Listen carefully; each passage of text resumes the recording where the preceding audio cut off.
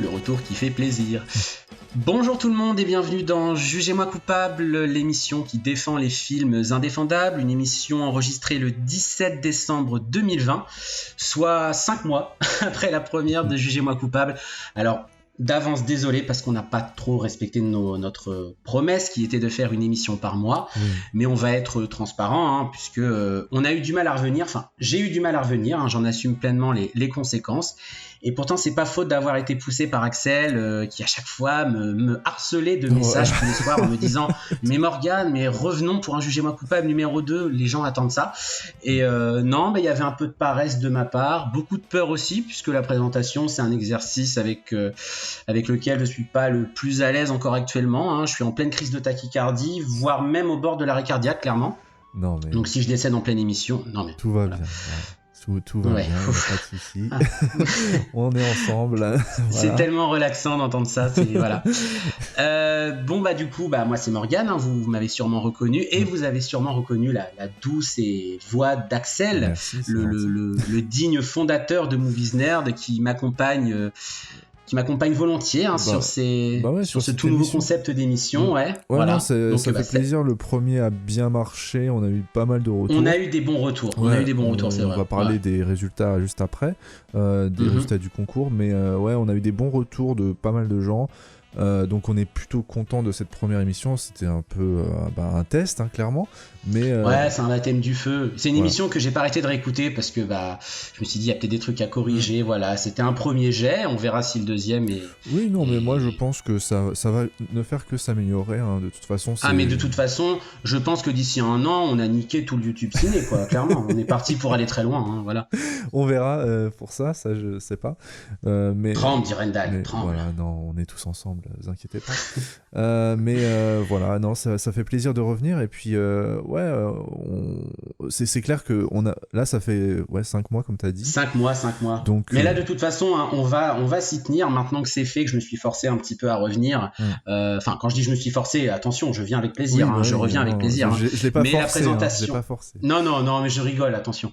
Mais là on va s'y tenir, on fait une émission par mois, donc puis il y a eu les vacances, il y a eu la rentrée, alors on espère que vous avez passé des bonnes vacances d'été, aussi, que vous avez eu une bonne rentrée, et quoi d'autre, un bon Halloween aussi. Voilà. Bon, si vous avez... On fera une émission au mois d'avril pour savoir si vous avez passé un bon Noël aussi. Voilà.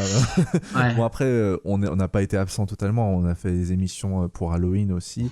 Donc voilà, et d'ailleurs prochainement, ou si c'est déjà sorti peut-être, vous pouvez écouter un Movies Nerd hors série saga sur Retour vers le futur qu'on a fait ensemble avec Morgane et avec Eddie. Donc voilà, je fais un petit. J'espère qu'Eddie viendra aussi. Ouais, Eddie, je pense qu'il viendra aussi présenter un ou plusieurs films qui lui sont chers, mais qu'il doit défendre. Clairement, Et même si certains d'entre vous ont envie de venir, papoter avec nous de petits plaisirs coupables, allez-y, venez, vous êtes les bienvenus. De toute façon, on vous rappellera les réseaux sociaux et puis les adresses mail où vous pouvez nous contacter, etc. pour demander à participer. On lira tout ça avec plaisir et vous envoyez vos CV, vos lettres de motivation. Sachant qu'on a déjà quelques personnes qui sont déjà programmées, donc c'est cool. Là, on fait un deuxième épisode à deux, tranquille, parce que on y va pépère. Fallait se remettre en marche pour cette émission, parce que c'est un peu différent de ce qu'on fait d'habitude. C'est pas... Oui, c'est un autre concept, une autre ambiance, tout ça. Et d'ailleurs, justement, comme on est au mois de décembre, on revient pour une émission un peu spéciale, puisque vous savez que c'est Noël bientôt. Voilà. Et des plaisirs coupables de Noël, je suppose que tout le monde en a. Donc comme c'est une période de cadeaux, de bonbons, de chocolat, tout ça, on a aussi des petits films sympas à vous recommander ou... Voilà, enfin peut-être des films que vous avez déjà vus, je pense, pour la plupart. Après... Notamment il y en a un, je pense que tout le monde l'a vu. Mais en tout cas, voilà, on a aussi à Noël nos petits films, nos petits plaisirs coupables qu'on adore, et on va se faire une joie de discuter de tout ça avec vous. Et juste avant qu'on passe aux résultats de la première émission, je voulais juste rappeler, enfin non pas rappeler, mais je me suis rendu compte de ça en parlant des films plaisir coupable de Noël. Déjà les films plaisir coupable, souvent c'est des films d'enfance, mais plaisir coupable de Noël c'est quasiment tout le temps des films d'enfance en fait. J'ai l'impression que c'est très peu des films qu'on a découverts récemment, quoi. Sauf cas exceptionnel. Oui. Voilà. Oui, parce que voilà, c'est la nostalgie quoi qui parle. Mais même, je pense au sens large, le plaisir coupable, il y a aussi un rapport à la nostalgie. Je pense qu'il y a plein de films qu'on aime parce qu'on les a vus quand on était petit. Voilà, et c'est la période aussi autour qui joue pas mal sur notre appréciation du film. Mais bon, voilà, c'était juste pour rappeler un peu tout ça. Et du coup, j'ai envie de dire, on est parti. Ouais. Donc on se retrouve tout de suite pour... une petite chute de micro. On se retrouve tout de suite du coup pour le résultat des votes sur les films qu'on a évoqués au mois de juillet, puisque justement le concept c'est ça, c'est que les films qu'on présente, on organise un vote sur Twitter pour que vous puissiez juger et déterminer si les films sont coupables ou non coupables d'être des mauvais films. Donc on va voir ça dans un instant. Et donc on se retrouve pour la deuxième rubrique qui est donc le verdict que vous avez rendu par rapport aux films qu'on a évoqués au mois de juillet dernier. Alors on va les reciter. Donc il y avait Resident Evil, Ma femme s'appelle Maurice, Les Bronzés 3, Amis pour la vie et Daredevil. Un beau programme. Donc un bon programme, ouais. Mais vous avez pas été très gentil sur les votes, j'avoue. Ouais. Vous êtes lâchés. Mais bon, on respecte, c'est la démocratie. Voilà, on commence dans l'ordre, donc Resident Evil, vous avez voté 59,7% coupable d'être un mauvais film. Je suis désolé Polo. Deuxième film, on avait parlé de Ma femme s'appelle Maurice, donc lui aussi, vous l'avez jugé coupable, aussi. 63,2%. Troisième film, et là, on peut dire que c'est un échec cuisant. Ça, je m'y attendais évidemment. Je suis un peu seul sur ma barque avec ce film. Les Bronzés 3, Amis pour la vie de Patrice Lecomte, coupable à 78,9%. Vous vous rendez compte? Vous êtes sans pitié avec ce film, mais peut-être on refera une chronique dans 10 ans. Je pense que c'était peut-être le film que les gens avaient le plus vu dans tous les films dont on a parlé. Je pense que Resident Evil est assez aussi... Ouais, mais c'est vraiment le film populaire par excellence, Les Bronzés 3, et du coup, je pense que c'est un film qui a... Et le film détesté aussi, c'est un film, on va pas se mentir, je vois bien que les gens ne l'aiment pas. Et enfin, le dernier film qui a trouvé grâce à vos yeux, qui est Daredevil. Voilà. Et là, je suis content, même si... Daredevil, c'est le seul film que... Enfin, c'est... Des 4 films qu'on nous a présentés, c'est le seul qui est resté... Et c'est celui que tu as évoqué, donc je pense que tu as plus un pouvoir de persuasion que moi. Ouais, j'ai essayé en tout cas. Après, il y a eu une hype Daredevil, faut pas le cacher. Il y a eu. Oui, je pense que les gens le réhabilitent. Voilà, c'est ça. Donc du coup, j'avais pas trop. Enfin, ma tâche n'était pas si ardue que ça. N'était pas défendre Les Bronzés 3, qui est plus difficile quand même. Aux yeux des gens, je veux dire, parce que moi j'aime bien ce film, comme je l'ai dit durant la première émission. Donc voilà. Oui, mais beaucoup de toute façon adorent Daredevil, ça c'est clair. Voilà. On l'a vu, donc c'est le seul film qui vous l'avez acquitté celui-là. Voilà. Donc il va sortir de prison du coup. Voilà, ça y est. Donc Daredevil, grâce à nous, est un film réhabilité. Voilà, on a fait des choses de bien en 2020, on a réhabilité Daredevil. Voilà, c'est gravé dans la roche. Ça y est, on peut plus parler de plaisir coupable maintenant quand on parle de Daredevil. C'est un bon film. Voilà. Donc voilà. Et du coup, on se retrouve pour la troisième partie, pour l'audience des films. Voilà.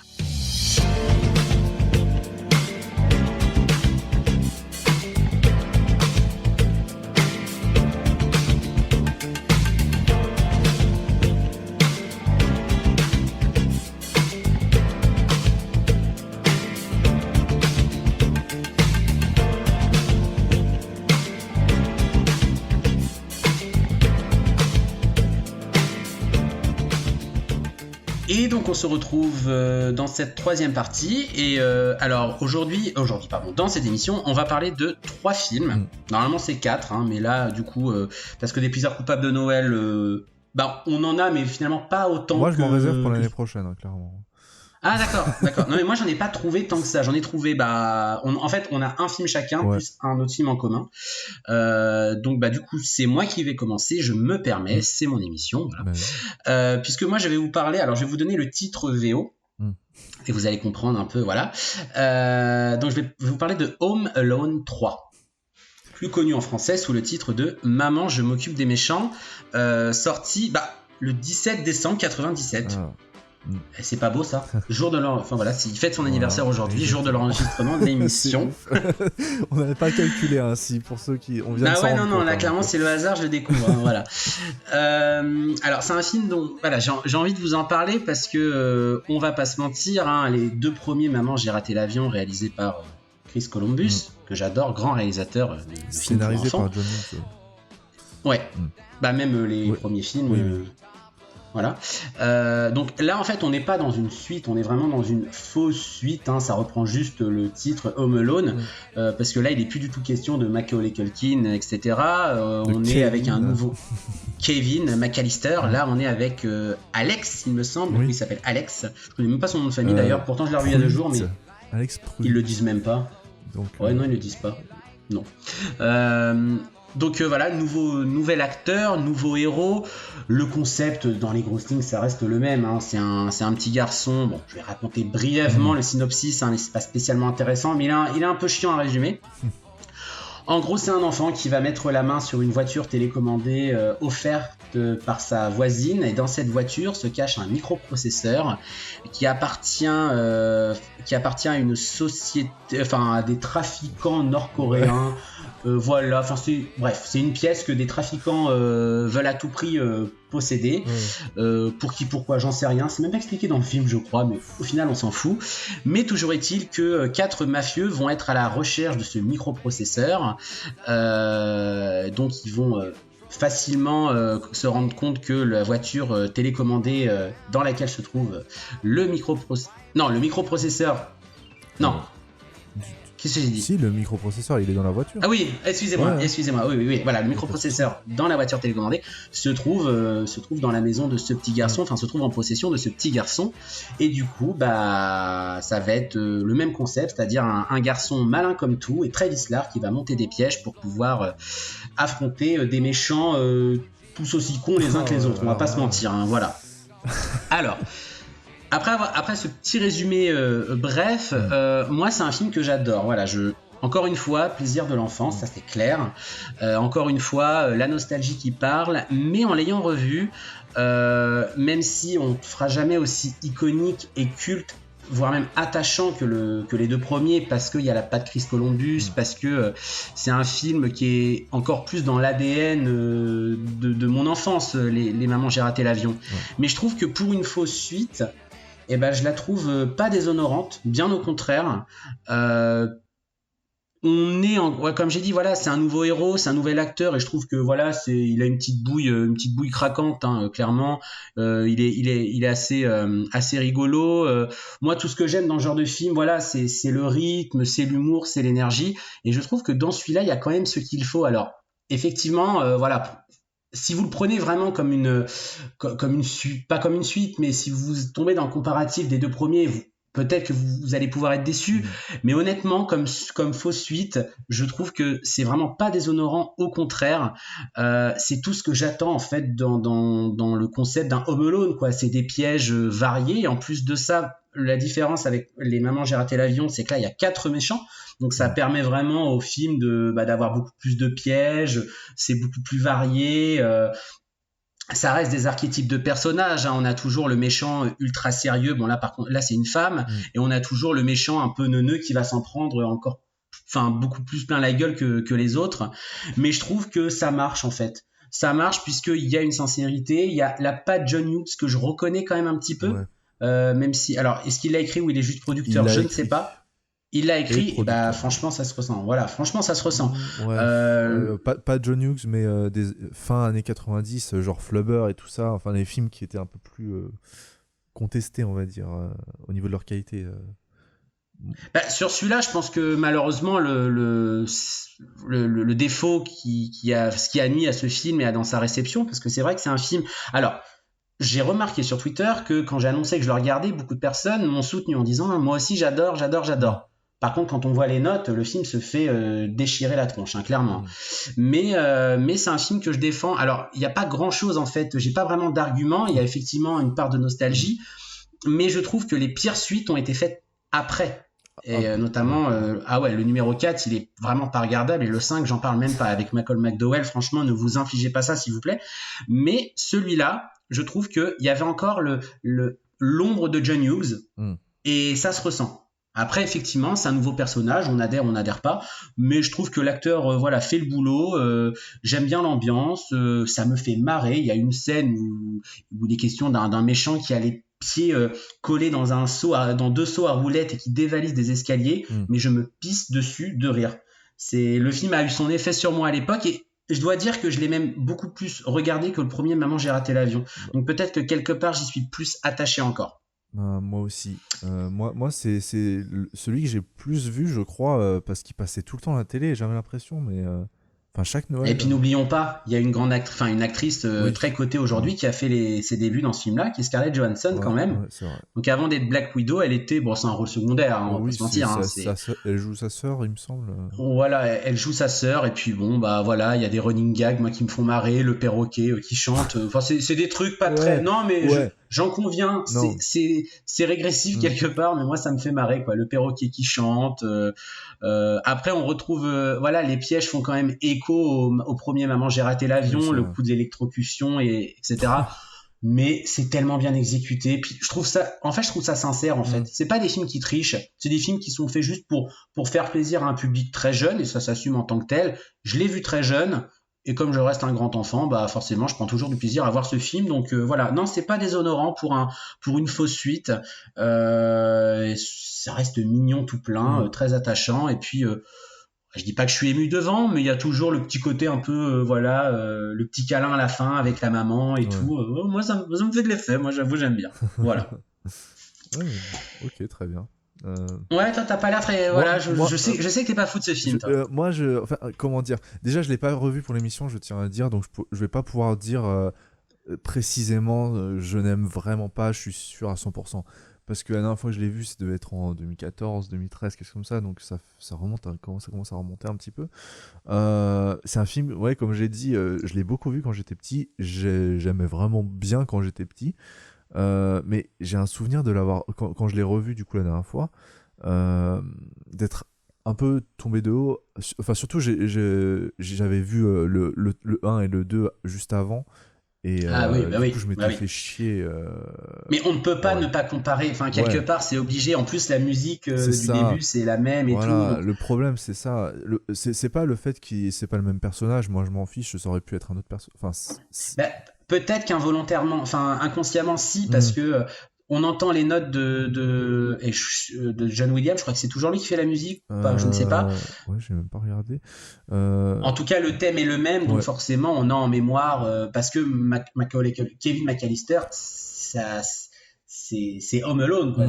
Voilà. C'est clair. Mais je peux comprendre. Si on voit les trois à la suite, forcément, il est pas aussi marquant. Mais il y a quand même quelque chose. Voilà, moi, je suis très attaché à ce film, mais je le défends. Je trouve pas honteux. Je trouve pas honteux du tout. Ça, on peut pas lui enlever. C'est vraiment qu'il y a une ambiance et il y a une âme dans ce film. C'est clair, mais les bonnes vibes de Noël. Voilà, c'est ça. Et puis même, tu vois, quand t'es dans cette période, tu t'acceptes de voir des films un peu moins, enfin.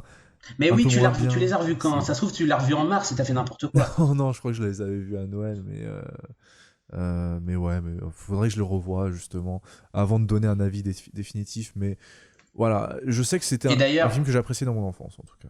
Et d'ailleurs, pour ceux qui veulent le voir ou le revoir, il est disponible sur Disney+. Franchement, allez-y. Voilà. Donc, après les méchants pris au piège d'un petit garçon vicelard, on va partir vers quoi ? C'est un film que j'ai pas vu, je tiens à préciser. Et je vois que c'est un film de Jon Favreau. Ouais. Mais il y a tout un lien, parce qu'on parlait de Scarlett Johansson qui était chez Marvel. Je peux te dire qu'il y a énormément de... Enfin, le casting de ce film est assez fou, en fait. Surtout pour... Ah oui, je vois ça. Je vois ça. Vraiment, honnêtement, pour ceux qui aiment... il y a pas mal d'acteurs qui jouaient dans des comédies dans les années 90, début 2000, qui sont là. Enfin, bref. Pour resituer, on parle de Elf, du coup. C'est le film dont j'ai choisi de parler. Sorti le 3 décembre 2003. Exactement, en France. Et du coup, réalisé, comme tu as dit, par Jon Favreau et scénarisé par David Berenbaum.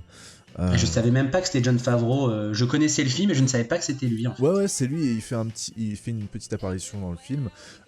Du coup, pour revenir rapidement sur déjà comment j'ai découvert ce film, j'en entendais parler souvent. Et en fait, c'est contrairement à ce que j'ai dit juste avant, parce que j'ai dit, sauf exception, c'est un film que j'ai découvert l'année dernière. Voilà, j'ai découvert Ah ouais. Noël de l'année dernière et je me suis tapé ma meilleure barre devant ce film et en même temps et puis enfin j'ai rigolé, j'ai pleuré, j'étais Je ému. t'imagine en train de... Non mais vraiment. Oh là là, comme quoi derrière cette voix virile se cache un enfant tout sensible. Mais vous le savez depuis le début, hein, ceux qui écoutent les podcasts. Mais oui, c'est un gros nounours, Axel. Voilà, exactement. Mais du coup, ouais, ce film, je l'ai découvert assez récemment et j'ai adoré. Et je me suis dit, mais pourquoi on n'en entend pas autant parler que. Enfin, dans les films classiques de Noël, c'est plus un film classique de Noël aux États-Unis, j'ai l'impression, que autre part, en Europe, etc. Je sais pas, ça peut-être parce pas... que Will Ferrell en France. Will Ferrell, c'est pas si très, connu, hein, et c'est bien dommage parce que c'est un acteur, mais à mourir de rire. Et dans ce film, je trouve qu'il démontre d'une sincérité et d'une. Enfin, ouais, il est. Je vais rappeler le synopsis pour bien parler du personnage, justement. Donc, en fait, ça parle d'un être humain qui s'appelle Buddy, donc qui est interprété par Will Ferrell, qui a été abandonné par ses parents dès son plus jeune âge et qui est. Oh, les salauds! Ouais. Et bah, du coup, il est trouvé par le Père Noël et il est élevé par des lutins. Voilà. Heureusement qu'il n'a pas été trouvé par Polanski, le pauvre. Oui, il aurait pu avoir une autre carrière, hein, malheureusement. Mais du coup, Buddy grandit et sa corpulence finit par poser problème aux lutins parce que voilà, ils vivent dans un monde où tout est fait pour leur taille. Un jour, le drame de notre époque, ça. Un jour, son père elfe adoptif, du coup il s'appelle Papa Elf, et il est interprété par Bob Newhart, qui est une légende de la comédie aux États-Unis, vraiment. C'est quelqu'un qui est pas très connu en France, mais vous l'avez sûrement déjà vu dans le visage, ouais, je vois le visage, ça ou dans n'importe quoi, parce qu'il passe il est passé dans toutes les sitcoms des États-Unis quasiment, donc en tout cas les plus connus. Du coup, son père adoptif lui révèle la vérité sur ses parents et Buddy part à la recherche de son père biologique à New York. Père biologique interprété par James Caan. Voilà, ça fait beaucoup. James Caan, on le connaît. Réalisateur de Titanic. Ah non, c'est James Cameron, ça, excusez-moi. Voilà. James Caan, on le connaît principalement pour son rôle dans Le Parrain, mais il a fait énormément de films. Misery, pour moi, c'est Paul Sheldon aussi. Enfin, voilà, cet acteur est complètement fou. Enfin, toute sa carrière, c'est absolument dingue. Mais voilà. Du coup, Will Ferrell en Buddy, il démontre toute la palette d'acteurs qui peut apporter. Et en fait, il joue quelqu'un de très naïf parce qu'il a grandi du coup dans le monde des lutins. Et enfin, c'est assez classique comme scénario. C'est quelqu'un qui est naïf, qui a pas eu l'habitude de voir beaucoup de personnes et qui arrive dans un monde complètement inconnu. C'est un peu dans un autre registre, c'est un peu à la Borat, quoi. Clairement, c'est un choc de culture. Et c'est à mourir de rire parce que les quiproquos, etc., du fait de son éducation chez les lutins, font que il fait beaucoup de bêtises et il fait énormément de choses qui sont vues comme pas bien, mais qui sont à mourir de rire. Par exemple, ça paraît bête comme ça, mais moi il y a des scènes qui me font mourir de rire comme... Mais je pense qu'il y a une humanité, parce que Will Ferrell, derrière le côté un peu clown, il a une vraie mélancolie dans le regard, je trouve. Ça. Et peut-être que c'est adapté, en fait. Hein. Et c'est justement ça, en fait. C'est ça qui m'a touché le plus dans ce film. C'est vraiment son humanité. Sa candeur naturelle, quoi. C'est ça. En fait, le truc, c'est qu'il joue quelqu'un de naïf, et c'est très dur de jouer quelqu'un de naïf et de le rendre... tu vois, chiant au bout d'un moment parce que tu te dis mais il est trop naïf, enfin il est vraiment il est vraiment con, alors que là un peu comme le Pinocchio de Roberto Benigni, en fait. Voilà, exactement. C'est autre chose, mais la naïveté de Pinocchio jouée par Benigni, c'était insupportable, clairement. Ouais, voilà. Et là c'est tout le contraire. C'est vraiment touchant, et à chaque fois ça met vraiment de bonne humeur parce que tu vois quelqu'un qui même si les gens avec qui il interagit en face sont sont pas de bonne foi, essayent de l'arnaquer, etc. Lui, il est toujours joyeux, toujours content, il essaye de voir le meilleur dans le pire des situations. Et, Attends, mais on croit que tu me décris moi, là. Non, mais c'est flippant, hein. Je suis un peu comme ça dans la vie, moi, quand même. Je pense que tu aimerais beaucoup ce film, déjà, parce qu'il est à mourir. J'ai compris, je pense que tu ferais un très bon elfe. Aussi, peut-être. Non, en tout cas, oui, voilà, ce film, je le trouve très, très. Enfin, il est un peu. Déjà, tout le début, au niveau de la réalisation, ça fait penser un peu au Seigneur des Anneaux, mais un peu mal fait. Parce que il y a des trucs de perspective avec comme Will Ferrell est un humain et les autres sont des lutins, du coup il y a ce genre de un jeu sur la taille. Ouais, et ça fonctionne plutôt bien. Mais les décors sont cheap exprès, en fait. Ça fait vraiment studio, et ils en jouent, hein. Ils ont des personnages un peu en pâte à modeler à côté, et en fait le fait que Will Ferrell interagisse avec eux comme si c'était des humains normaux, ça rend le truc encore plus drôle. Et voilà, il y a pas mal de jeux avec le fait que ils ont peut-être pas eu énormément de budget pour se faire ce film, mais du coup il joue avec ça, et franchement c'est à mourir de rire. Il y a un bonhomme de neige qui parle au bout d'un moment. Il y a genre c'est glauque, ça, par contre. non, mais c'est vraiment c'est vraiment drôle, c'est en pâte à modeler, tu vois, genre mais ouais. Mais voilà. De la pâte à modeler qui parle, c'est glauque, désolé. Peut-être. Mais en tout cas, moi j'ai trouvé ça très drôle, la façon dont c'est incorporé dans le film. Voilà, le film est vraiment. Enfin, ça m'étonne que j'en ai pas entendu autant parler avant que je le regarde. Et là, je l'ai revu pour la deuxième fois, du coup, pour voir ce film. Et c'est vraiment. Honnêtement, je rigole énormément devant ce film, et c'est peut-être c'est pas une de mes comédies préférées, mais c'est dans la liste, clairement. Si je devais faire mes 100 comédies préférées, il serait dedans.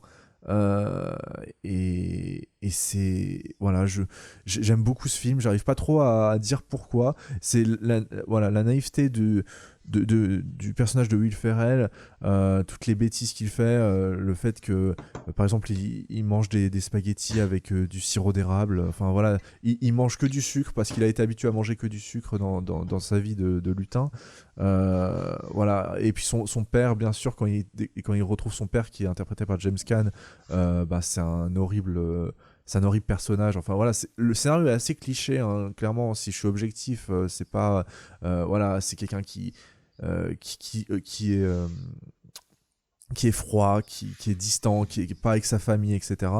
Et bien sûr, le fait de rencontrer Buddy au bout d'un moment, ça va le rendre tout voilà. Ouais, il s'humanise, mais comme je dis, c'est la naïveté, c'est l'optimisme de Noël. C'est pour ça aussi qu'on les aime, ces films-là. Ouais. C'est un peu comme les téléfilms de Noël sur TF1 avec la célibataire qui rencontre le beau ténébreux qui n'a pas envie de s'engager, et puis à la fin il se rend compte que c'est super bien de scoltiner la mère et la fille qui est chiante comme la pluie. C'est génial. C'est ça. Mais honnêtement, franchement, c'est bien. C'est même si le scénario est assez basique, c'est vraiment bien fait, et ça. De toute façon, par définition, les films de Noël n'ont jamais des scénarios extrêmement... voilà, quoi. Oui, après... c'est toujours basique, c'est toujours des archétypes, mais bon, je pense qu'on a une forme d'indulgence aussi avec ces films-là. Parce que Noël, voilà, ça arrive qu'une fois par an, et ça a failli ne pas arriver cette année en plus, donc d'autant plus, là, on se réfugie un petit peu. Je pense que c'est normal, l'indulgence qu'on a, en fait. Oui, mais là, tel que tu me le décris, oui, je vois à peu près, même sans l'avoir vu, je vois à peu près le style de film que c'est, quoi. Et je sais que si je tombe dessus, je passe un super moment. Ouais, non, mais vraiment, en plus, l'humour dans ce film, c'est vraiment du Will Ferrell craché, tout craché dans un film pour enfants, entre guillemets. Donc ça fonctionne super bien, je trouve, parce que c'est absurde, mais c'est drôle à la fois. Enfin, franchement, je passe un super moment devant ce film, et je vous le recommande énormément. Je suis un peu moins fan de la dernière partie du film, qui est un peu plus sérieuse entre guillemets, puisque non mais enfin j'ai pas envie de spoiler non plus. Il y a du gros suspense. Ouais, il y a un gros suspense, mais en tout cas ça concerne le Père Noël, que Ouais, je trouve la scène, toute cette partie un peu plus cucu que le reste du film. Il est mort. Mais il est non, mort. non. Non, Imitation d'Albert Dupontel. Il est mort. Je te rassure, il n'est pas mort. Mais en tout cas, ouais, cette troisième partie, je suis un tout petit peu moins fan, mais comme j'ai passé un tellement bon moment devant le film, honnêtement, je peux pas lui en vouloir. Et il y a quand même des moments assez drôles dans cette troisième partie. Donc ça va, je me fais pas. Enfin, c'est pas non plus le calme plat après avoir bien rigolé et voilà, et été ému. Et ça aurait été dommage. Avec des petits chocolats, voilà. Non, c'est très bien. Ouais, voilà. C'est honnêtement, moi je vous le conseille. J'espère que vous lui donnerez sa chance. Il le mérite, je trouve. Et puis voilà. Ah là là, l'avocat de la partie cinéphile. T'es brillant. Même moi, tu m'as convaincu, tu vois. Merci. Et donc du coup, troisième et dernier film. Donc là, on va partir vers un film en commun que j'ai revu hier soir. Donc j'ai revu le 16 décembre. Et qu'est-ce que c'est bien, mon Dieu, qu'est-ce que c'est trop bien.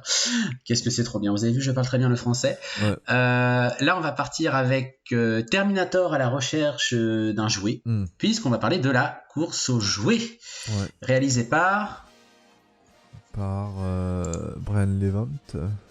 Bravo, qui avait réalisé entre autres Beethoven, qui est aussi un film que j'adore. Hein. La famille Pierre à Feu aussi. La famille Pierre à Feu. Alors, j'ai jamais vu La famille Pierre à Feu, je sais pas ce que c'est. Non, ça m'a jamais tenté. Ça m'a jamais tenté non plus. Hein. Voilà. Et Kung Fu Nani, apparemment, d'après ce que tu as dit. Ouais, Kung Fu Nani, sorti en 2009. Et Chien des 2010, Neiges, je crois. Punaise, ce film. Bon, enfin, bref. On n'est pas là pour ça. Non, mais franchement, alors je vais. Ouais, 2 mots sur Kung Fu Nani, c'est pas mal du tout, voilà. Non, franchement, c'est sympa. Mais bon, je pense qu'on parlera aussi d'un de ces.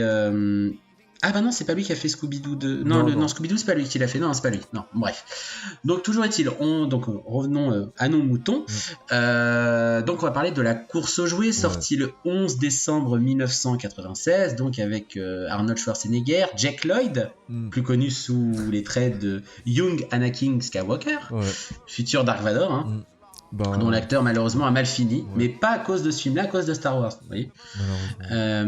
Voilà, donc écoute, qui en parle, toi, moi? Tu peux commencer si tu veux. Ouais, je vais commencer. L'histoire est toute simple, évidemment, comme dans tous les films de Noël. Hein.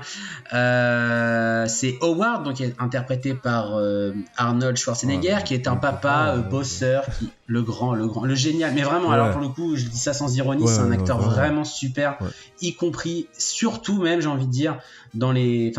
Il est aussi menaçant et flippant dans un Terminator qu'attachant dans la course aux jouets ou même un flic à la maternelle, qui est un film dont on pourra parler dans une prochaine émission aussi. Donc Howard, c'est un homme d'affaires qui pense beaucoup plus boulot que famille, qui va un soir décevoir son fils parce qu'il a manqué comment dire, une représentation à son cours de karaté. Il a manqué la ceinture violette. Voilà. Il a manqué la consécration, le sacre de son fils. Voilà, et du coup, pour se faire pardonner, il va demander à son fils qu'est-ce que tu veux que je t'offre en échange pour me faire pardonner. Son fils va lui réclamer un jouet très en vogue, en tout cas pour les personnages du film, le Turboman, qui est un espèce de Action Man bis, on va dire, qui est un jouet ultra populaire chez les enfants. Donc il va vouloir forcément l'acheter naturellement, sauf que comme on est quasiment à la veille de Noël et que c'est un jouet qui est très en vogue, rupture de stock partout, un peu comme ce que je vis en ce moment avec la PS5. Voilà. Donc moi, alors ce film-là, pour le coup, encore une fois, c'est un terme qui revient, mais souvenir de gosse, souvenir de Noël, mais qui se pose là et bien là. Pour moi, ce film, alors, est-ce que c'est plaisir coupable ou pas? J'ai un peu du mal, en fait, je suis un peu incertain. Moi, je pense pas que ce soit non plus un très grand film. Enfin, c'est pas un film qu'on peut dire, il est excellent. Donc pour moi... je le dis, moi. Ah ouais? Je le dis, justement. Ah oui. Ah oui, ça... Tu lui as mis un 7 sur 10. Attends. C'est excellent. 7 sur 10, c'est excellent. C'est très bien. Qu'est-ce que t'appelles excellent, toi? Excellent, pour moi, c'est 9, voire 10 sur 10. Ouais, mais attends, mais j'ai mis 7 pour. Non, mais dans mon cœur, c'est 10, attention. Ok, d'accord. Attends, Oui, ouais, 7 attention. parce que t'es objectif. Bah ouais, parce Ok. qu'après on va dire oh là là, t'as mis 5 à Barry Lyndon et 10 à la course aux jouets. Oui, Voilà. ok, d'accord. Je les vois venir, les gens, on va m'attaquer encore une fois. Et comme je suis déclencheur de drama sur Twitter, pour tout et pour rien d'ailleurs, donc voilà. Ok. Maintenant je prends mes précautions. Ouais. Bah, Non, mais honnêtement, pour moi, c'est vrai un que plaisir coupable parce qu'il y a pas mal de gens qui n'aiment pas ce film. Et d'ailleurs, je vois par exemple sur Rotten Tomatoes, il a 17%. Et Allociné, il a 2,1%, 2,1 oui, sur puis 5, tu vois. Donc. ça s'inscrit dans les comédies familiales, pas très, comment dire, élaborées, on va dire, Des années 90. des années 90 avec Schwarzy, quoi, qui voulait peut-être un peu se détacher de son rôle de Terminator, à juste titre, il avait envie de faire autre chose. Oui. Et ça, oui, ça s'inscrit un peu, oui, dans le petit plaisir régressif de Noël, qui, quand on l'a découvert, quand on est gosse, forcément. Enfin, quand on est gosse, moi, je sais que Turboman, c'est un jouet dont je rêvais de l'avoir quand j'étais petit, hein, clairement. Parce que je trouve que, justement, alors hier, en le regardant, en étant plus vieux, adulte, mature, ça fait mal au cœur de dire ça. Je me suis rendu compte que l'univers du film, c'est-à-dire tout l'aspect marketing avec ce Turboman, tout ça, parce que c'est de la fiction, hein, ça n'existe pas dans la vraie vie, mais je trouve ça super bien foutu en fait. Et j'y crois en fait. Toute cette histoire de jouer, ce marketing, voilà. Et je trouve que ça donne un peu du crédit à ce film-là, qui est pas juste la petite fable de Noël rempli de bons sentiments, hein, puisque c'est toujours ça les films de Noël. Voilà, c'est un peu, voilà, c'est comment dire, un peu bisounours-land, quoi, voilà. Là, effectivement, c'est ça, mais moi, ce que j'aime avant tout dans ce film, c'est le plaisir évident et communicatif de Schwarzenegger à jouer un rôle comme ça. C'est-à-dire que il faut pouvoir le faire, je trouve. Un acteur de cette trempe qui va vers des rôles comme ça, il faut avoir du culot quand même pour oser un peu se parodier quelque part. Vu que, même à la fin, il y a une scène où clairement, il devient lui-même Turboman. On va pas spoiler, encore une fois, gros suspense, attention. Mais il se parodie quelque part et je trouve ça noble parce qu'il a pas fait ça en début de carrière, il a fait ça clairement à l'apogée de sa carrière. Et je pense que peu d'acteurs prendront ce risque-là aujourd'hui. C'est vrai. Je pense qu'il y en a peu et c'est très très noble de sa part. Sachant qu'en plus ce mec-là quelques années plus tard est devenu gouverneur de Californie, donc c'est quand même assez voilà.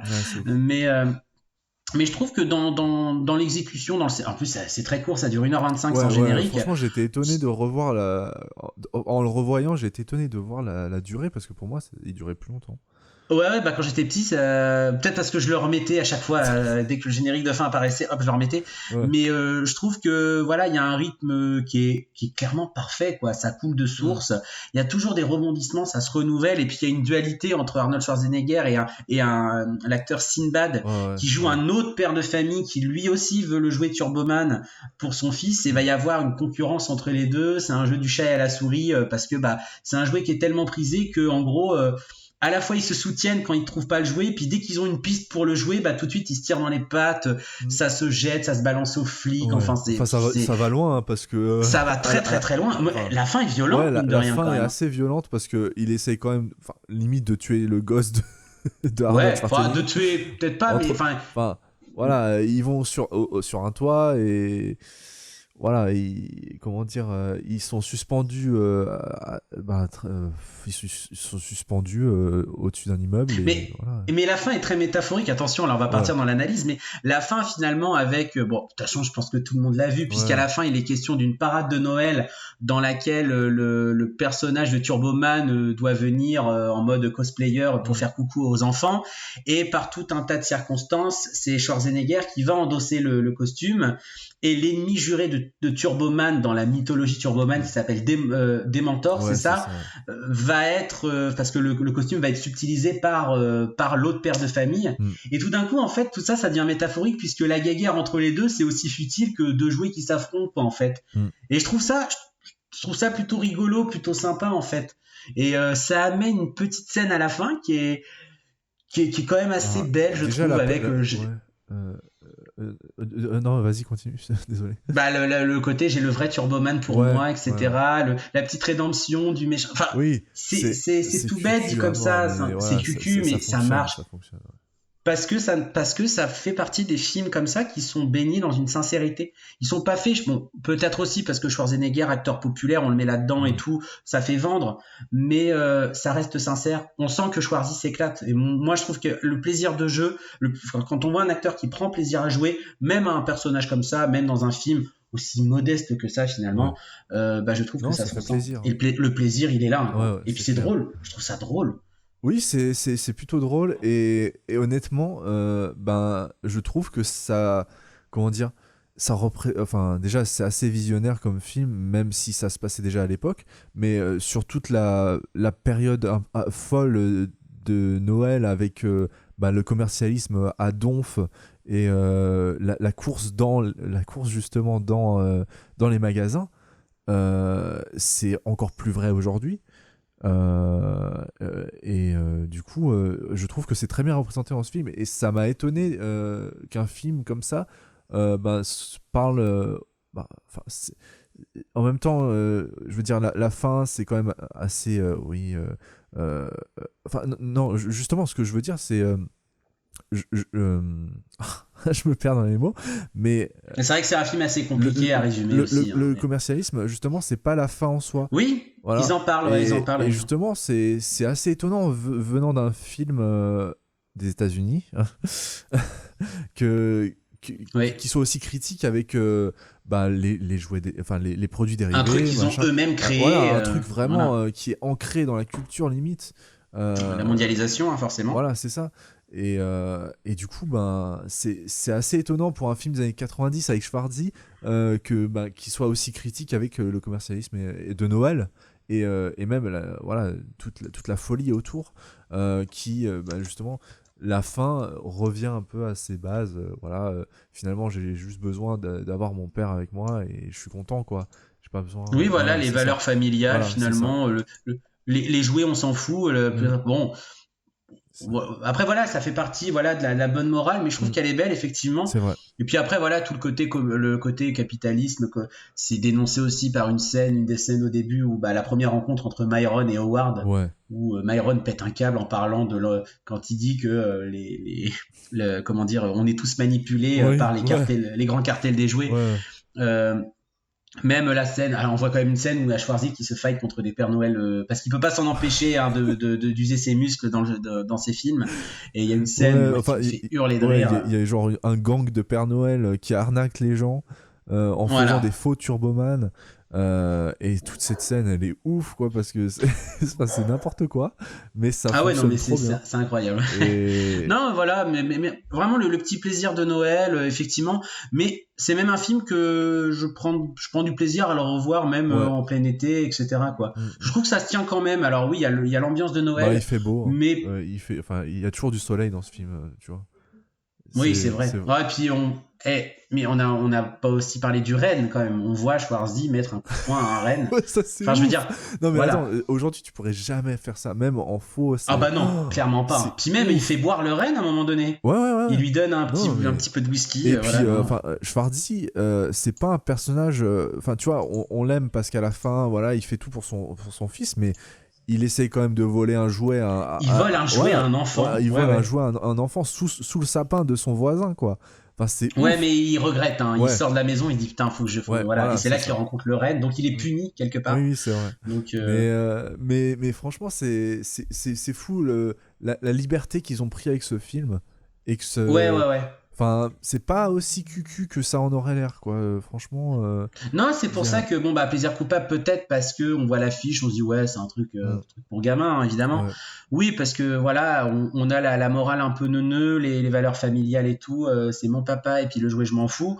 Ok. Oui, ça y est, mais je trouve qu'il y a quand même une prise de risque pour Schwarzy d'avoir fait un truc comme ça. Ouais. Parce que d'avoir fait ça à l'apogée de sa carrière, faut le faire. Faut avoir vraiment du recul. Et c'est là qu'on se rend compte de l'autodérision que ce mec a sur lui, en fait. Ouais. Et même, pas que lui, même toute la clique les gros bras de l'époque, Stallone, il en a. Je trouve que les comédies de Schwarzy sont meilleures que celles de Stallone, clairement. Largement. Arrête où ma mère va tirer, c'est pas trop mon truc. Non, c'est plus drôle, c'est mieux fait. Comment dire, Puis Schwarzy a plus, je trouve, de facilité. à faire rire en fait. Ouais. Ouais. Je le trouve plus drôle en fait. C'est clair. Parce que jouer justement de sa musculature, c'est une vraie armoire hein, quand même. Ouais, ça, c'est sûr. Bah il en joue quoi, voilà, il est très charismatique aussi. Et puis quand il s'agit d'être dans le côté attendrissant, il a un regard presque enfantin, Schwarzy, je trouve. C'est vrai. Même aujourd'hui, hein, malgré son âge, eh ben, il a une étincelle dans son tir. Il a toujours un côté juvénile dans ses yeux. Vrai. Je trouve ça vraiment touchant. Pour moi, c'est un très grand acteur. Pourtant, on parle d'un mec qui a joué Conan, qui a joué dans Predator, dans Commando, dans tous ces films. Mais voilà, il y a toujours Enfin, c'est pour ça que j'ai toujours préféré Schwarzy à Stallone et je m'en suis jamais caché, hein, clairement. Eh ben, on fera peut-être une petite idée de podcast, hors série peut-être. Voilà, Stallone versus Schwarzy et ça peut. Non, mais ça peut être pas mal, je trouve, parce qu'on va pouvoir brasser plein de films. Ça peut être sympa. Voilà. Ouais. Du coup, moi en fait, c'est aussi un film d'enfance que j'ai vu beaucoup de fois quand j'étais petit à la télé, hein, comme toujours. Et du coup, je l'avais aussi revu, il me semble, en 2013-2014, quand je venais d'ouvrir le site, et c'est une des premières critiques que j'ai faites sur le site, qui doit pas très bien vieilli, je pense. Mais bon, bref. Du coup, c'est un film que j'aime toujours beaucoup revoir. Et bon, quand j'étais petit, je l'avais vu en VF. Mais là, les 2 dernières fois où je l'avais vu, je l'ai vu en VO. Et la VO, elle est extraordinaire. Honnêtement, Arnold Schwarzenegger avec son accent autrichien est juste à mourir de rire. Moi, je préfère la VF. Schwarzy, c'est VF. Ouais, non, mais je comprends. Daniel Beretta, c'est la personne qui double Schwarzy en VF. Et il fait un très bon job et le film est très bien aussi avec lui. Mais juste les répliques dans ce film, je dis tout, enfin, put that cookie down, c'est vraiment un truc que je dis souvent, alors que voilà, ça n'a aucun sens, mais c'est tellement drôle le fait que. En plus, on n'a pas parlé du voisin Ted Maltin, et je voudrais revenir sur cet acteur qui s'appelle Phil Hartman. Oui. Et qui a été assassiné, je crois, il me semble. Ouais, qui était quelqu'un d'extraordinaire, qui notamment, enfin, il a fait le Saturday Night Live, mais notamment, il avait plusieurs voix dans les Simpsons, dont Troy McClure. Lionel Hutz. Je suis très McClure. Voilà, enfin voilà, dans la version américaine évidemment, mais voilà, c'était un mec mais à mourir de rire. Bon, son histoire est tragique, hein, mais ouais, il a été assassiné par sa femme. Voilà, bref, c'est horrible, mais du coup, ouais, ce mec me fait mourir de rire, et dans ce film, je le trouve tellement drôle dans le rôle du voisin qui est divorcé. Et qui du coup essaye à toutes les femmes du quartier à ses pieds, parce que c'est un peu l'homme qui fait tout dans la maison, qui machin, c'est un peu sexiste, hein, faut pas se mentir, mais oui, une des scènes au début, quand on lui demande de réparer l'électricité, puis il dit bien sûr, j'ai l'outil qu'il faut. Ouais, voilà, c'est vraiment. Mais lui-même est un gros lourd, un gros lourd. Ouais. Et d'ailleurs, il m'a fait un peu penser à une version live de Flanders. Un peu. Pas dans le genre sexiste, mais dans le genre voisin qui est là tout le temps. Totalement, et j'y ai pensé aussi. C'est vrai. Ouais. Et justement, il est intéressé par la femme du coup de Arnold Schwarzenegger dans le film. Qui est la femme, je crois, de Tom Hanks dans la vraie vie, si je me trompe pas. Ah bon Rita Wilson. Oui. C'est sûr et certain. Ouais, c'est ça, exactement, depuis 88. Donc, ouais, ça. Tom Hanks, l'homme le plus fidèle et le meilleur acteur du monde, vous voyez. Mais ouais, du coup, voilà, elle aussi, hein, très bonne actrice dans le film. Je trouve qu'elle surtout avec ses yeux, je trouve que la déception dans ses yeux, c'est terrible en fait, parce que son mari la déçoit parce qu'il déçoit son fils, et on ressent vraiment toute la déception qu'elle a, et en fait tout l'amour qu'elle a pour cet homme, mais qui n'arrête pas de la décevoir, et du coup elle elle en peut plus, quoi. Et franchement, c'est une bonne actrice. Malheureusement, je trouve qu'on lui laisse pas trop la place. Enfin, il y a beaucoup de place à Arnold Schwarzenegger, parce que c'est la star du film, clairement. Même Jake Lloyd, je le trouve plutôt bon. Jake Lloyd, il est bien. Il est plutôt bon, franchement, honnêtement. Mais c'est un bon acteur. Ah oui, non, mais franchement. Je comprends pas pourquoi les gens à l'époque lui ont. Non, mais ça, c'est parce que Star Wars, ça a déchaîné toutes les passions, et malheureusement, les personnes sont pas toujours très intelligentes. Enfin bref, on va pas rentrer dans le débat sur le fandom Star Wars parce que sinon on n'est pas fini. Mais ouais, donc ouais, je le trouve touchant dans ce rôle d'enfant. Il me fait penser un peu à l'enfant dans Menteur, tu vois. Je l'ai vu qu'une fois, j'ai pas aimé oui, désolé. Ceux qui l'ont vu comprendront la référence du coup. Et ouais, je le trouve plutôt touchant et le fait qu'il soit toujours déçu par son père, c'est aussi un aspect du film, un aspect qui m'ont fait penser à Menteur. Un film dont peut-être je parlerai, même si je pense pas que c'est peut-être un plaisir coupable. Mais... Non. Ouais, je pense pas. J'en parlerai dans un podcast Movies Nerd peut-être un jour. Du coup, ouais, ce film je l'aime beaucoup. Voilà, il y a des super répliques, il y a du super moment. On s'amuse bien. Le film est pas trop long aussi, c'est ça qui est bien. Parce que, ça coule direct. Voilà, je pense que s'il avait duré 2 heures, ça aurait pas été la même chose. Non, voilà. Il savait aller à l'essentiel à l'époque, voilà, il faisait les trucs, et puis voilà. C'est ça. Et franchement, c'est assez rare pour le souligner quand même, hein, des films de 1h30 de ces années-là. Voilà, c'est pas. Enfin, surtout à cette époque où il y avait de plus en plus de blockbusters, donc du coup, voilà, ils étiraient. Mais là, franchement, ouais, c'est un super moment à passer. C'est un très bon film de Noël. Et ben, on vous le conseille, hein, clairement. Si vous l'avez jamais vu, même si on vous a peut-être un peu spoilé un ou deux trucs, c'est pas les trucs les plus importants. C'est plus une ambiance, c'est plus une. Voilà, et puis vous rigolerez à voir Schwarzy courir. Enfin voilà, il me fait mourir de rire. Moi, Schwarzy en Turboman qui fonce dans la fenêtre d'une famille catho, c'est génial. Ouais. C'est génial. Prions le Seigneur. Jamie. Non, mais, enfin vraiment, cette voix, non, elle me fait mourir de rire. Bref, voilà. Du coup, c'est-tu qu'on a fini. Bah ouais, on a fini. Déjà. Voilà. Du coup. On fait quoi du coup? Qu'est-ce qu'on fait? On parle un peu de nos vies, tout ça. Comment ça va le Covid? Ça va la famille? Ça va, tranquille. Bon, super. Tu vas te faire vacciner ou pas? Parlons des sujets qui fâchent maintenant. Le vaccin, pour ou contre? Honnêtement pour, mais bon, je vois pas qu'on est là pour ça. Mais non, mais on verra quand ce sera le cas. Non mais voilà. Non mais c'est vrai que l'émission est courte, mais de toute façon c'est ce que je voulais. De toute façon, c'est ce qui était prévu. De toute façon, vous avez. Ouais, c'est ce qui est prévu. C'est ce qui est prévu pour ce genre d'émission. Je voulais pas plus d'une heure. Ouais. Là, on est à 50. Bientôt 55 minutes, donc voilà. Ouais, donc puis, on va pouvoir se. Je voulais dire, on sera peut-être un peu plus long quand il y aura des invités. Mais oui. Voilà, là on est juste entre nous, tranquille. C'est parfait. D'ailleurs, si tout va bien, le prochain invité, pour ne pas le nommer, ce sera Clément. Voilà, j'espère qu'il viendra. Oui.